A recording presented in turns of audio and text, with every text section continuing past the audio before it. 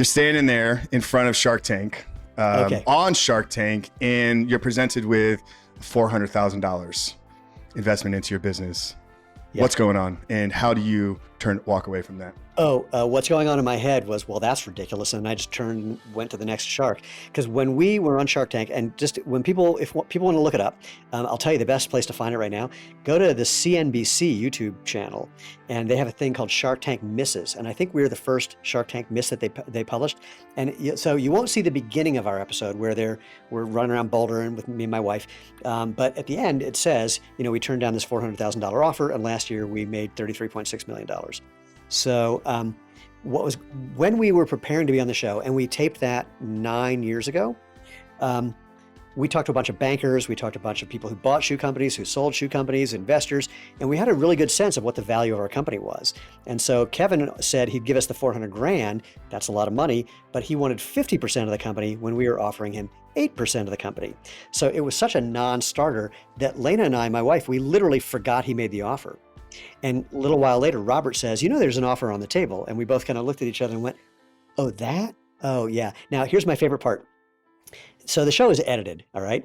And there's things that end up on the cutting room floor that you'll never see. And this is my favorite. So Kevin says, here's this offer. And my wife says, so are you bringing anything to the table other than money? And Kevin says, well, I'm a smart businessman. I got a big Rolodex. And I hear my wife say, so nothing?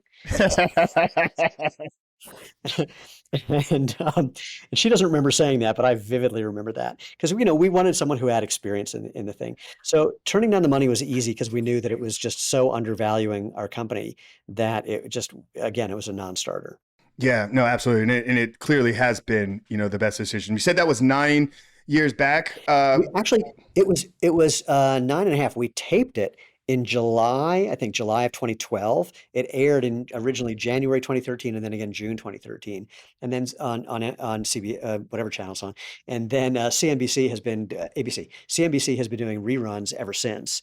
So, but they just did this Shark Tank Misses thing because we have been named as one of the most successful post Shark Tank companies, deal or no deal. That's incredible. Show. Yeah, no, yeah, right, yeah. Well, congrats. So, how early in the business were you guys on Shark Tank? When did you start Xero?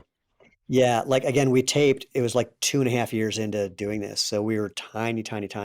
And all we were selling then was a do-it-yourself barefoot sandal making kit. And so it was really fun. It's based on a 10,000-year-old idea. You just, cut out actually at that time, you could either cut out it from a piece of rubber or get a ready-made foot-shaped piece of rubber, and then you lace them on your foot. Because footwear for the majority of human history has been something to protect your foot, something to hold that onto your foot, maybe some insulation if you're living somewhere cold. So that was the original idea. It was just something that would allow you to basically get the benefits of letting your body do what's natural. And I know some people will argue and think that they can't do that, and we can talk about that, but just getting the ability to let your body do what's natural and still be able to get into a restaurant without having to argue about whether it's legal to be there with bare feet. It is, by the way, or not piss off my wife who was tired of me walking in with my dirty bare feet onto our white carpeting.